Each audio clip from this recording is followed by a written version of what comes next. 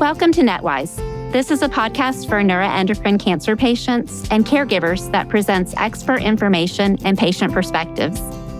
I'm Jessica Thomas, Director of Patient Education at the Neuroendocrine Tumor Research Foundation. If you're new to this show, welcome. You're in the right place. Maybe you've been recently diagnosed, or maybe you're a longtime patient. Maybe someone you care about has neuroendocrine cancer. In any case, you probably have questions. What exactly is this disease? What is it doing to your body right now? And what should you be doing about it? This series will help you find answers to those questions. We'll speak with some of the best experts on neuroendocrine tumors from all around the world, and you'll hear NET patients share their experiences.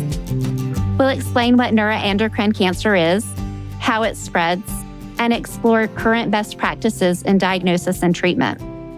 This is a revised version of our very first episode. We've made some updates to reflect new terminology used to describe different kinds of neuroendocrine cancer. Let's start with the basics. What exactly is a tumor? And what is cancer? To understand the answer to that question, you first have to understand something about the structures of our bodies. Every part of your body is made out of cells, tens of trillions of them. Each one of the cells that make up your body is an identical copy of your DNA, a molecule that lays out the blueprint for building you. The biological recipes for making your organs, bones, hair, everything are completely defined in your DNA. When you get injured, your body repairs itself by making copies of healthy cells to replace the damaged ones. This is also how we grow and make things like hair and blood. Every cell in your body has the capacity to copy itself, but every time a cell divides, there's a small chance that it won't go exactly as planned. That can result in an abnormal cluster of cells somewhere in your body. We call this cluster a tumor. Here's Dr. George Fisher, an oncologist at Stanford University Medical Center. So if you were to imagine that any cell that's capable of cell division all of a sudden acquired the ability to divide without control, meaning one cell becomes two become four become eight becomes 16, then that lack of control of cell division would allow that individual cell to become a lump. And that lump is basically what a tumor is. Now, tumor can be a scary word, but many tumors aren't actually such a big deal. And this little mass or lesion or bump, however you'd like to imagine it, is composed of abnormally growing cells that might not have acquired the biological characteristics that would allow them to spread. So they just grow like a little lump and they sit there and they might become a mole on your skin.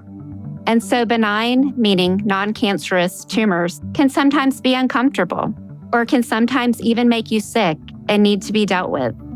But they're called benign because they basically mind their own business.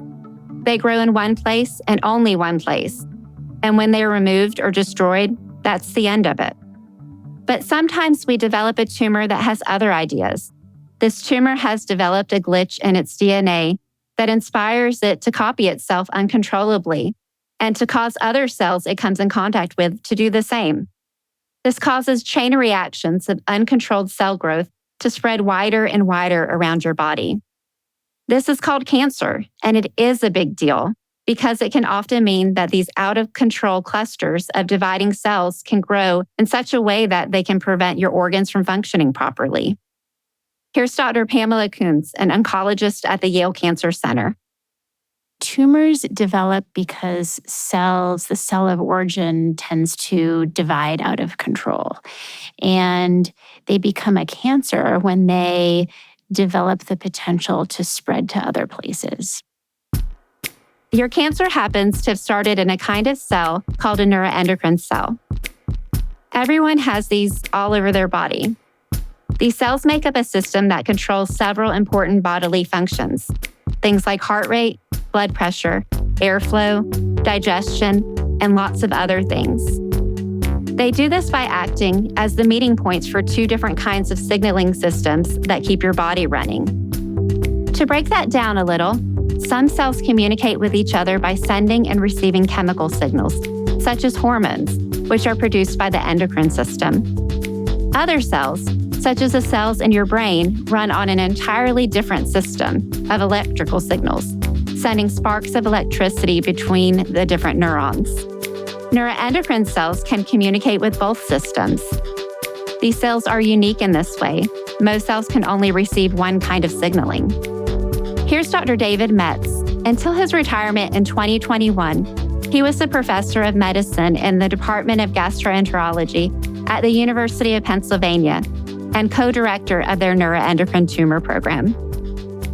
So there are cells in the body that are neurons, they're nerves, and other cells in the body that are endocrine cells that form parts of glands.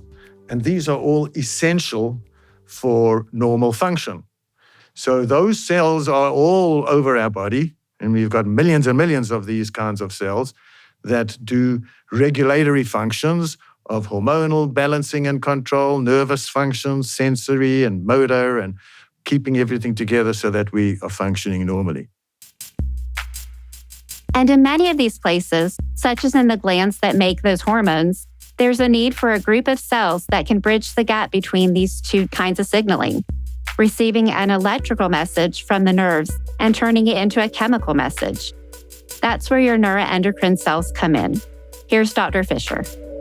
It's a translator. So it translates in a neurologic, which is really an electrical communication, to a hormonal, which is a molecular communication, where a molecule is released by a cell and goes and attaches to a different cell, and in so doing, sends a message to that cell to do something.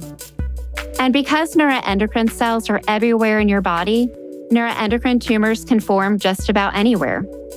About a quarter of primary neuroendocrine tumors begin in the lung. More than half begin somewhere in the gastrointestinal tract, 12% in the small intestine, 9% in the pancreas, and 29% elsewhere, including the stomach lining, appendix, and rectum. Other sites or primaries of unknown origin account for the remaining 21% of primaries. So my name is Wendy Knoll. I live in Raleigh, North Carolina. I am 37 years old. So my story started a really long time ago. I was in vet school, and I was 25 years old, and I started coughing, actually while holding a dog, while working. And the veterinarian that I worked for, was kind of getting upset with me. He was like, well, stop coughing. And I was like, I can't. And he listened to my chest with his stethoscope. And he's like, good God, Wendy, you sound awful. And I was like, well, I'm not sick. Like, I don't feel sick. This is so weird. And he said, go to urgent care right now. And so I ended up going to urgent care. And the physician there sort of said the same thing, like your lungs sound awful. Let's take an X-ray. Maybe you have, and he sort of diagnosed me with walking pneumonia. From the X-ray, he said that there was a little spot there, and he wasn't quite sure what it was, and he put me on antibiotics. And then he told me, you need to go see a pulmonologist. And I did, and sort of the story continued there that the pulmonologist said, you're 25. I don't think that spot is anything. It's probably a lymph node. Let's go ahead and test you to see maybe you have asthma. And so I had a whole bunch of breathing tests, and he put me on steroids and inhalers. And for months, I would use the inhaler and I wouldn't get better until I was getting really frustrated. And so I got really upset, and I went back to him and I said, with all due respect, I'd like to get a CAT scan. And, I'm really scared about this spot in my lung. And he was like, Wendy, you're really young. This is not anything to worry about. So then he sort of not angrily, but just wrote the script to get the CAT scan. And I went and had the CAT scan done, and literally, I just walked out the door from getting the CAT scan done, and he called me and he said, "I need to see you in my office right away." And I knew it. Like, I knew that it just wasn't normal. And at that point, they had told me that it was a carcinoid, so I went crazy looking for information. As we learn more about this cancer, the words we used to describe it had become more accurate and precise. For example, in Wendy's story, we just heard the word carcinoid. That's because neuroendocrine tumors used to be called carcinoid tumors, the term meaning cancer-like. This word was used to describe neuroendocrine tumors when they were first discovered. This was because the first kinds of neuroendocrine tumors identified grew very slowly. So slowly, in fact, that when they were originally discovered, it was thought they might not actually be cancer at all, just like cancer, hence the term carcinoid. But this term is outdated and we don't use it anymore. We now know that neuroendocrine cancer does behave like other cancers, just at a different pace. Here's Dr. Eric Nakakura, a surgeon at the University of California, San Francisco. Neuroendocrine tumors in general, you often hear the description as being cancers in slow motion, because even neuroendocrine tumors that have spread to other parts of the body, such as the liver, can be indolent and not grow for months or even years.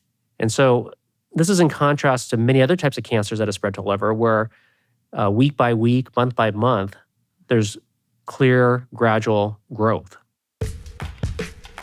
And partially because of the old carcinoid label, physicians until very recently tended to misunderstand just how dangerous these tumors actually are. Here's Dr. Coons, followed by Dr. Metz.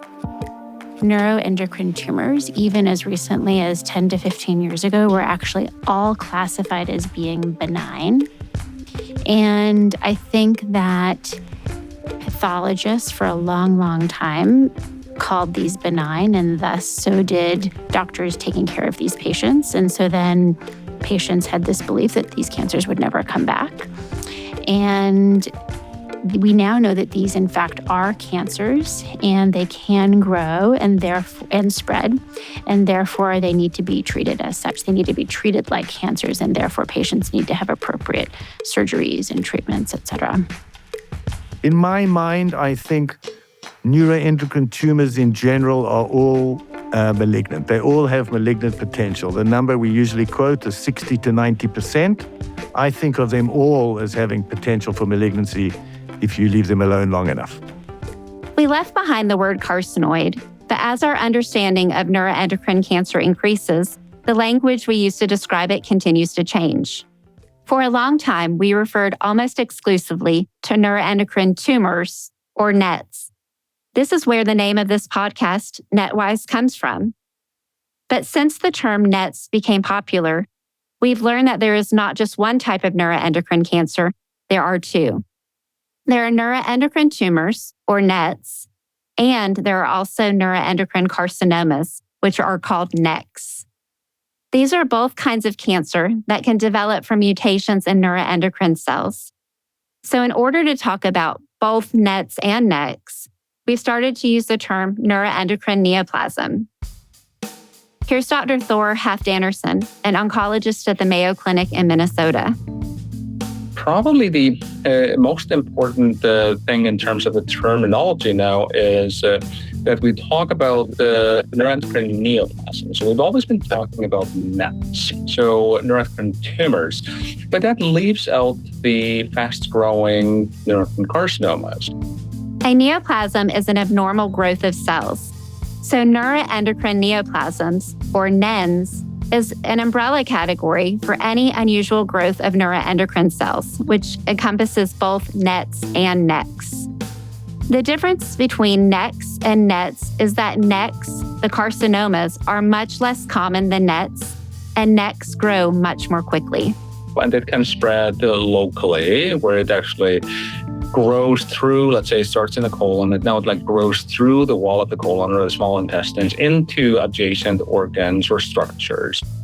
In a nutshell, NETs and NECs are both kinds of cancer that can arise from neuroendocrine cells. And in order to talk about both at once, people have started to use the umbrella category NENs. This may sound complicated, but it's a sign of how much more we understand about neuroendocrine cancer than we used to. And the words we use will likely keep changing as we learn more and more. Because most neuroendocrine neoplasms are tumors, you're going to hear us use the terms NENs and NETs almost interchangeably, but we'll specify when we're talking about NECs. Now, back to the basics of neuroendocrine cancer. We know that this cancer can occur in any organ. So how do we talk about its location and the way it spreads? First of all, if you're diagnosed with neuroendocrine cancer, the disease will be named for its primary site, the place where the very first tumor appeared. But that location is just the beginning. Like all cancers, NENs have the potential to spread throughout the body. That tendency to spread is called malignancy, and the new tumors that are formed are called metastases, or metastatic tumors. All neuroendocrine tumors have the potential to spread given enough time. The first place that most tumors spread is into the lymph nodes near the primary site. Lymph nodes are a kind of gland that work as filters for harmful substances in the body. They carry oxygen and other nutrients and remove waste products that flow out of the cells. Here's Dr. Dan Halpern, a medical oncologist and researcher at the MD Anderson Cancer Center at the University of Texas in Houston. So a lymph node is basically a docking station of immune surveillance as fluid tracks back to the circulation from really any end organ. So as blood pumps into any organ, so the fluid pressures basically push some of the water out into this space, the lymphatics, and then that will drain back through these little docking stations where we find all of these various immune cells. This lymphatic system is the way cancers most often travel from one place to another. And the presence of cancer in lymph nodes where the cells is a way of saying that the cancer cells have made their way into that lymphatic network and are moving and surviving within that lymphatic network. And so the lymph node, the presence of the cancer in the lymph node is an indicator that that cancer has the ability to travel. The more a cancer spreads, the more serious it is. And managing and treating the spread generally becomes more urgent than dealing with the original tumor. We typically think of cancer in terms of what we call a TNM hierarchy, or tumor node metastasis hierarchy. And this is how we stage the cancers. And we consider them sort of in order of importance. So the tumor is the initial site, and then if it moves to the lymph nodes, that's more important than what's going on at the local tumor. And similarly, if it moves and metastasizes, and we're dealing with disease in the liver or the bone or somewhere else, that really takes precedence over what's going on in the nodes or the primary tumor. So particularly from a, say, prognostic standpoint. How far the cancer is spread from its primary location is referred to as the cancer stage. This is an important metric in determining how it should be treated. Stage refers to where in your body is the cancer. So let's use as an example a pancreatic neuroendocrine tumor. So that just by definition would mean that it started in the pancreas, and that could be a stage 1, 2, or 3, depending on where it is in the pancreas and whether or not there are lymph nodes involved.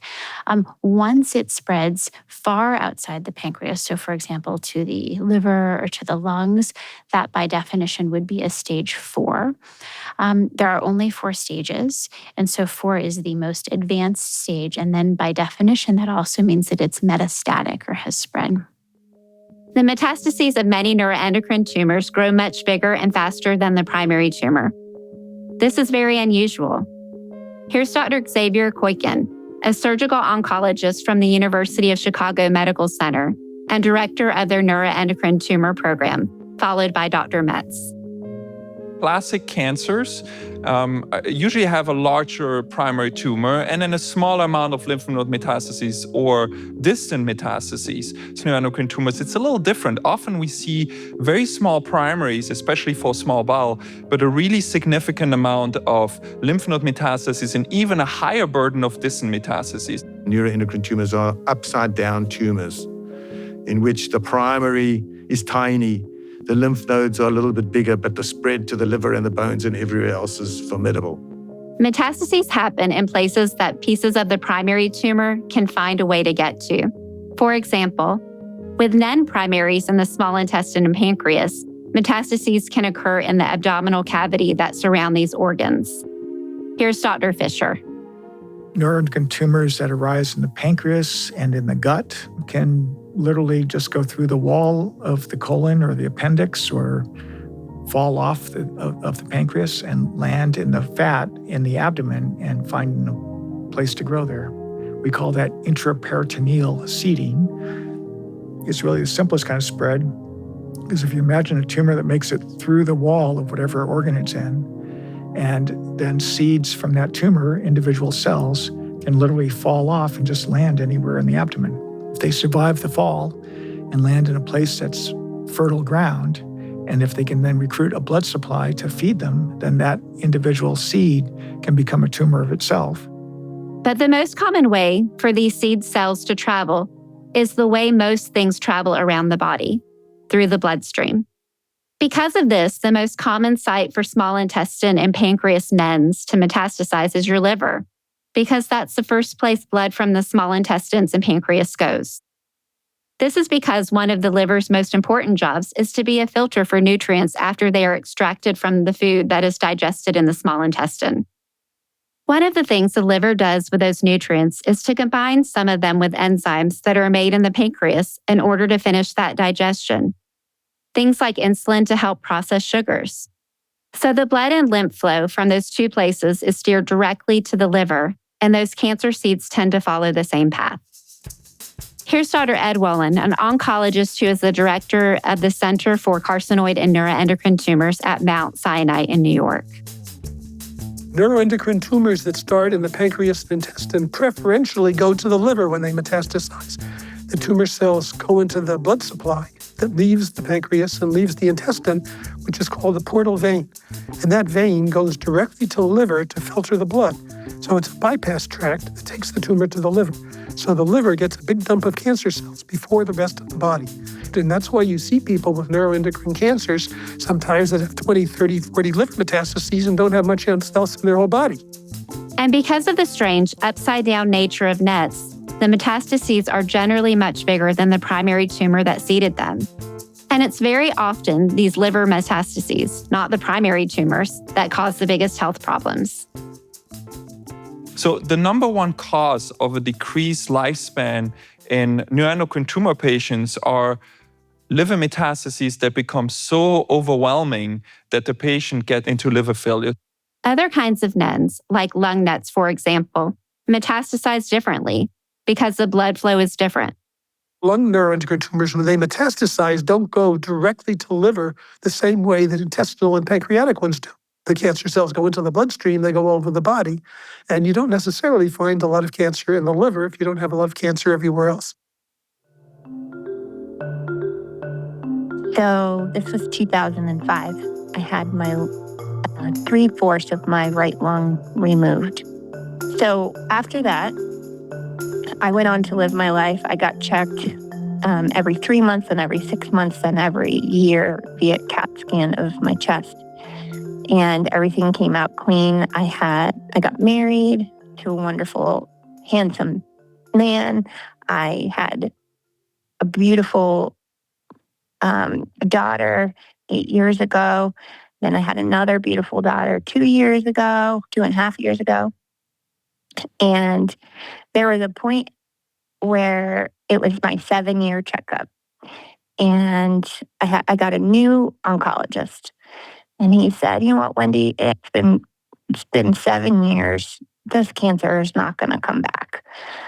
He's like, we don't even need to do these CAT scans on you anymore. Probably let's do it every 5 years. And I was like, whoa, that's awesome, but so scary. And I'm not comfortable with every 5 years. And he's like, okay, how about every 3 years? And I said, okay, let's do 3.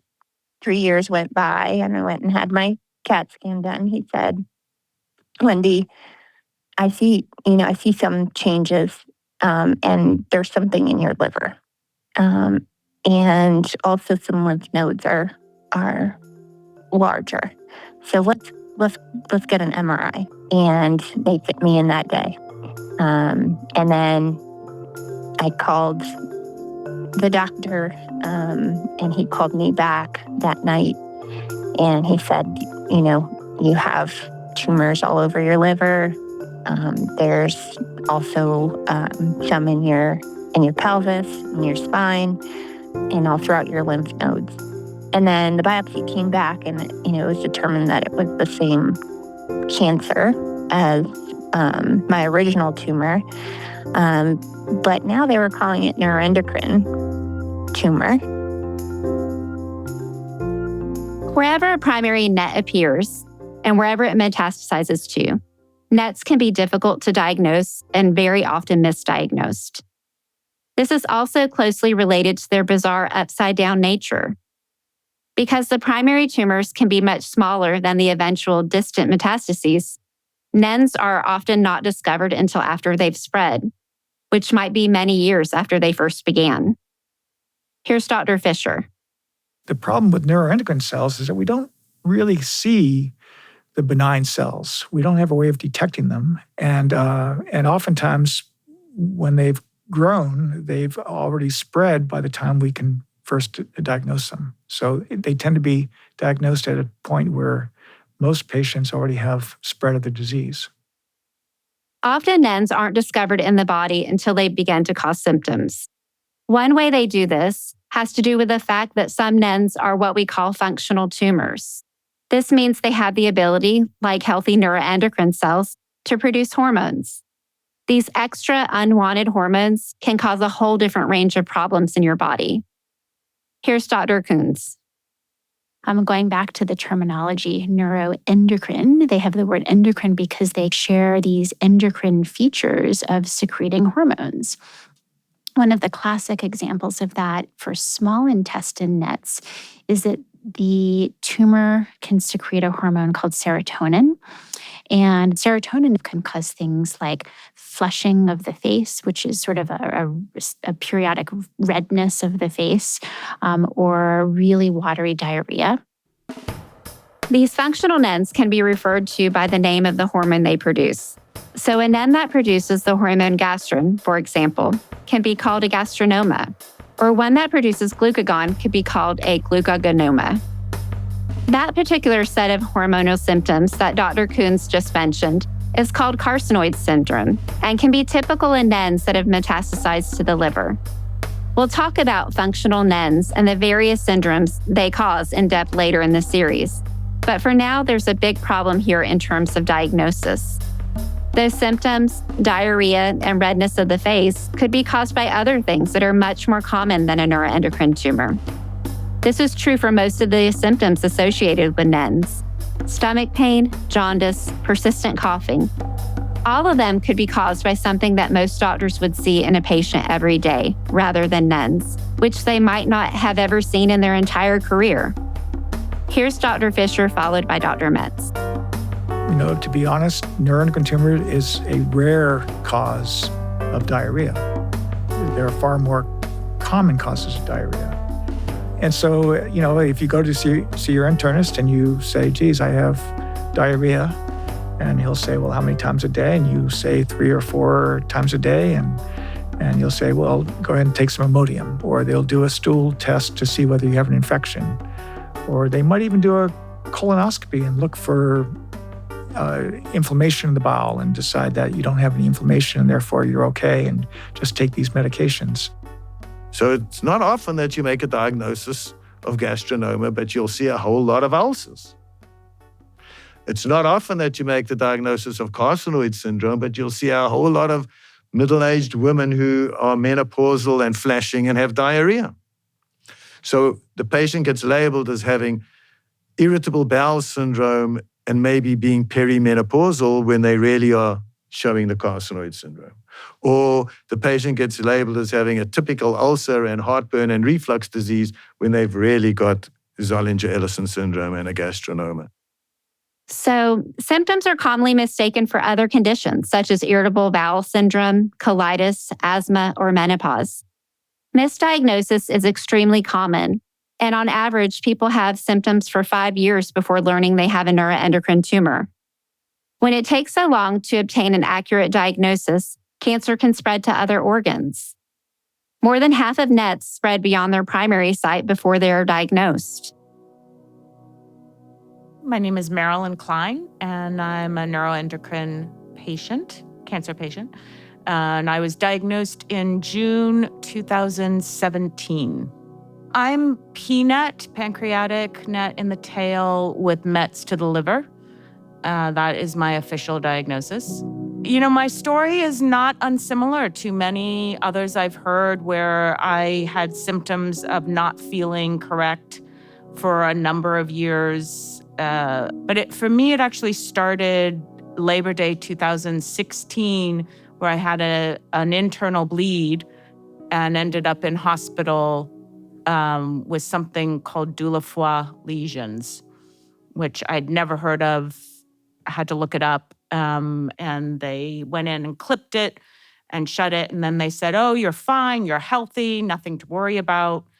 And I didn't believe that. And so I asked for a GI consult, which I got, who also told me I was fine, healthy, nothing to worry about. You know, my questions, of course, were, well, should I change my diet? You know, should I be exercising more? Should I have a colonoscopy more frequently? I had all these questions. But this GI doctor said, no, you're perfectly healthy. And I did have a pain on my left side, which, you know, now I figure was the primary tumor in the pancreas.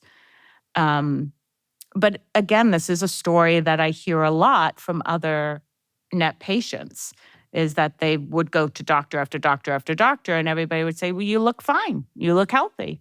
You look great. Nothing wrong with you, you know, until you get, you know, the CT scan or the PET scan or both, and they show up with the metastases.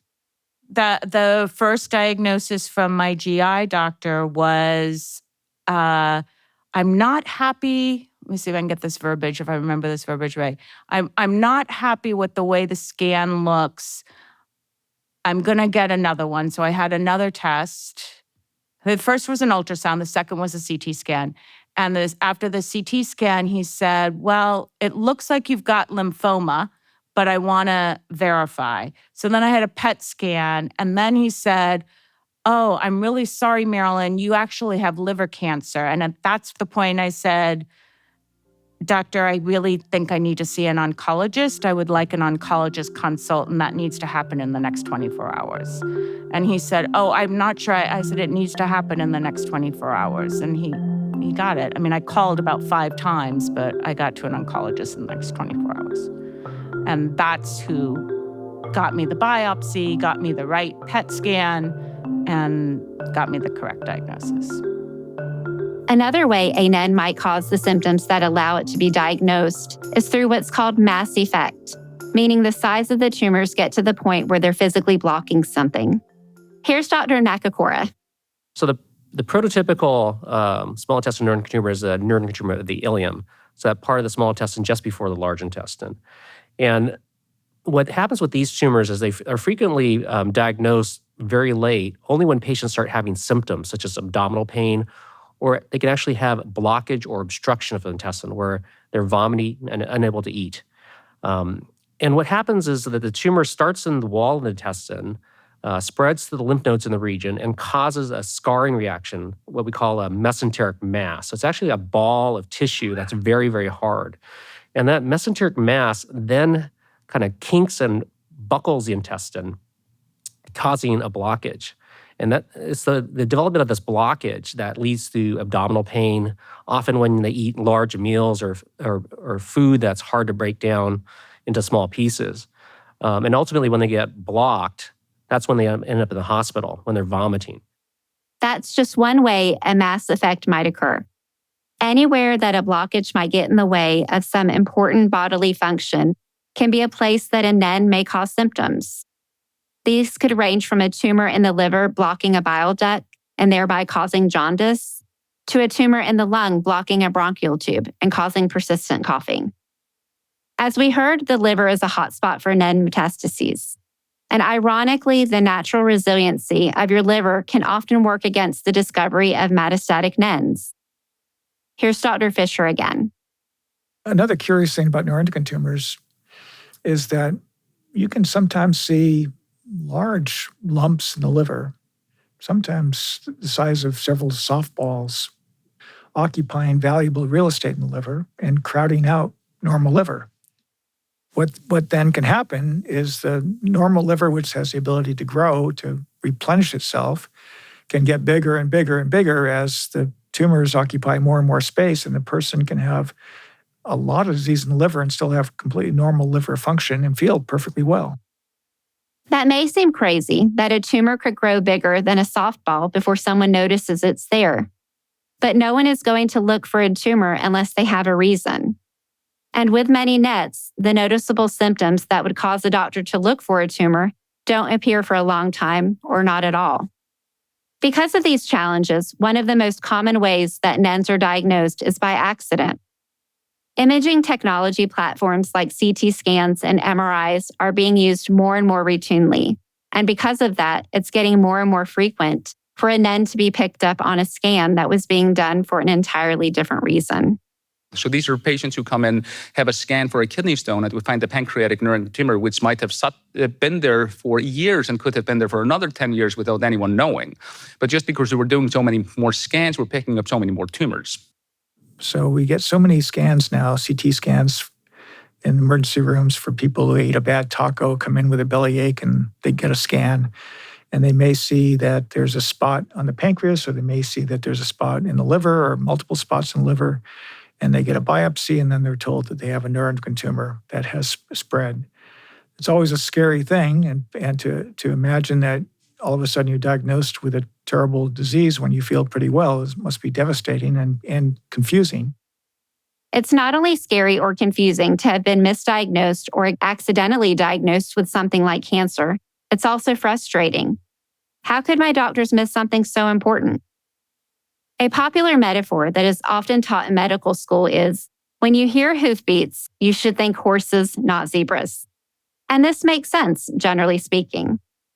As a primary care doctor, you are orders of magnitude more likely to be dealing with something other than an uncommon cancer when someone comes in complaining of diarrhea, stomach cramps, a persistent cough, or flushing. But the problem, of course, is that zebras do exist, and NEN patients are zebras. The good news is that there are more fellow zebras out there than you might think. While a new diagnosis of a NET is much less common than many other kinds of cancer, this slow motion pace means that there are a lot of people living with NETs, more even than with much more well-known diseases. They're actually common in terms of how many patients are out there with neuroendocrine tumors. We don't have a ton of new diagnoses per year, but just because patients with neuroendocrine tumors live long compared to many other cancers, the number of patients with neuroendocrine tumors at any given time is fairly high. So there are hundreds of thousands of people walking around the United States right now with neuroendocrine tumors. So it's actually, while not that many people will get diagnosed with it, it's not as uncommon to meet someone who's living with a neuroendocrine tumor as you might think. That's more than the number of Americans with stomach cancer plus pancreas cancer added together, which is phenomenal because everybody knows about pancreas cancer and stomach cancer, but they don't think about neuroendocrine cancer. But because of those numbers, more and more people are becoming aware of this disease, and more researchers are joining the fight against it. This means that there are actually quite a few treatment options that are available for NET patients, from surgery to medicine to nuclear medicine. So NET patients are surviving and even thriving for longer than ever. In episode 2, we talk about how your doctors learn all they can about your particular tumor and how that information will determine a course of treatment. Then in the following episodes, we look at popular treatment options, and give you as much information as we can about how they're best used and when and why, and what you can expect if you receive them. So stay tuned for all of that and more about living your best life, even while you're living with neuroendocrine cancer.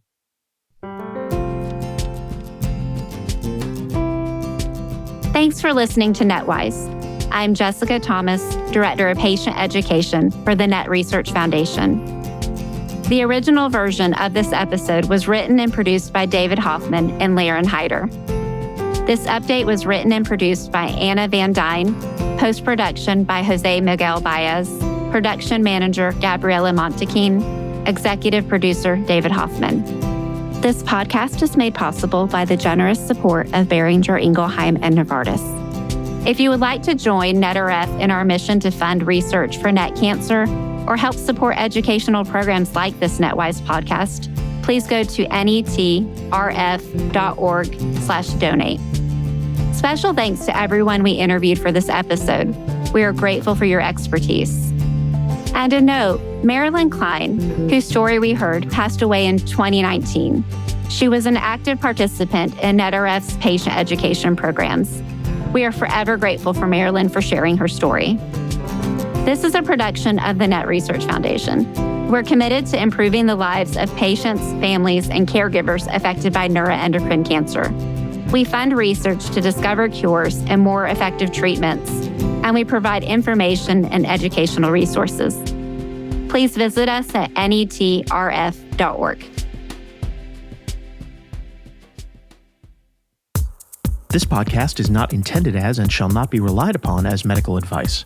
The Neuroendocrine Tumor Research Foundation encourages all listeners to discuss any scientific information found here with their personal oncologist, physician, and/or appropriate qualified health professional. Listening to this podcast does not constitute a patient-physician relationship. The Neuroendocrine Tumor Research Foundation does not represent that any information provided here should supplant the reasoned, informed advice of a patient's personal oncologist, physician, or appropriate qualified health professional.